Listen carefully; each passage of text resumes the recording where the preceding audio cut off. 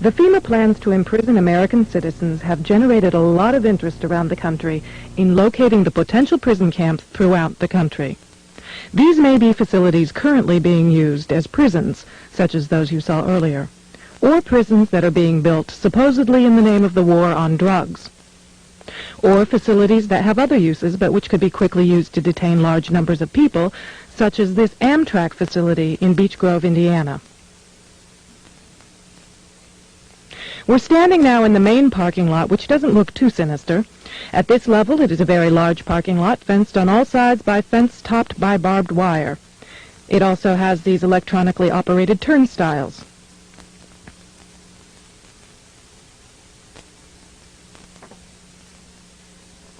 There is also a surveillance camera, just like we saw at the FEMA facility, pointing out to the parking lot, and a helicopter windsock. All of these apparent security measures are particularly unusual here, because this is a very low crime area, and this facility is nothing but an old train repair station with nothing in it worth stealing. In this portion of the parking lot is a brick building, suitable for processing, next to a gate that leads right out to the railroad tracks, and all of this is contained inside a fully fenced area, now 3 layers deep in fencing at this point. This U.S. Air Force train indicates federal and military involvement. Facing the opposite direction, you can see that this area, too, is a very large fenced area with railroad track running the length of the fence and plenty of warehouses.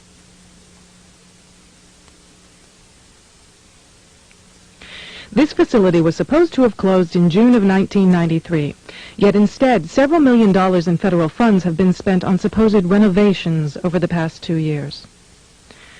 Helicopter windsocks and markers are evident throughout the property. This small building is the only way into a particular fenced area.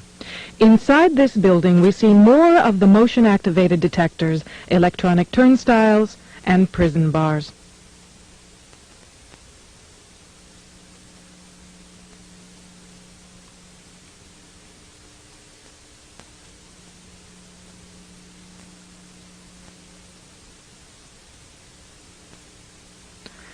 All of the renovations to this property have involved putting in new fencing, electronic turnstiles, concrete flooring in unused warehouse buildings, and putting in large gas furnaces on buildings that were never heated any time in the past 20 years.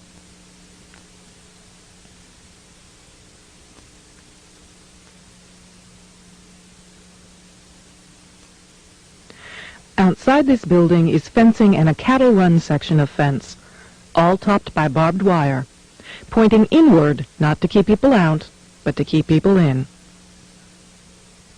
This was common throughout the facility, particularly the new fencing that had been erected.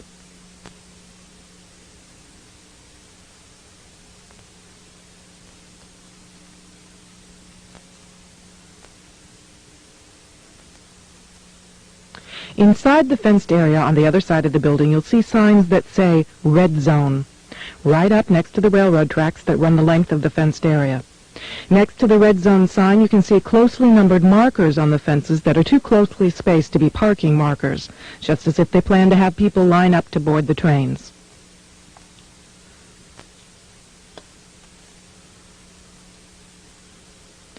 Here's a helicopter marker on the power lines outside the facility, indicating expected helicopter traffic, and again, another tall radio antenna. Looking around, you can get an idea of how huge this place is and how many people it could contain in its fenced-in area. In yet another fenced area, we see a large warehouse building at the end, with the electronic turnstiles in front of it.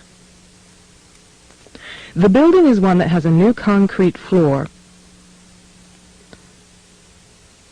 and its doors and windows have all been blocked.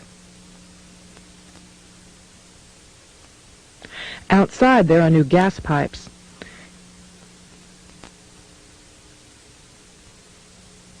Even as we were filming, a black helicopter flew over us, observing what we were doing, which has happened many times when we have been at the facility.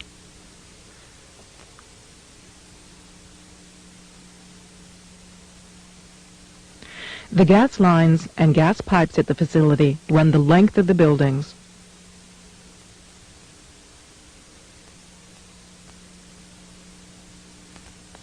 And come out at some very, very large brand new furnaces that have been installed at the buildings throughout the facility.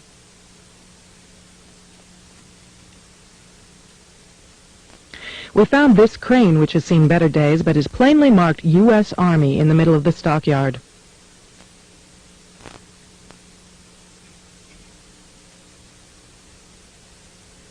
We found other fully working military trucks and equipment here at other times.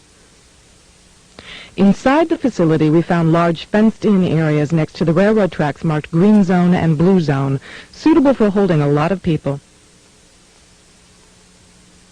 Many of the old warehouse buildings have had new concrete floors put into them.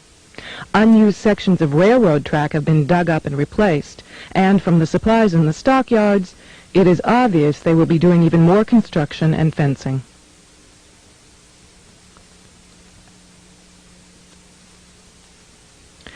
Senator Lugar of Indiana recently obtained more federal funding to renovate this facility, which is supposedly only for the repair of broken trains and where most of the buildings on the property haven't been used for years. It certainly appears they are expecting more than just broken trains. This tower, overlooking the entire facility at one end of the facility along the railroad tracks, also has a radio antenna on it with a ladder up inside of it. It would make an excellent watchtower.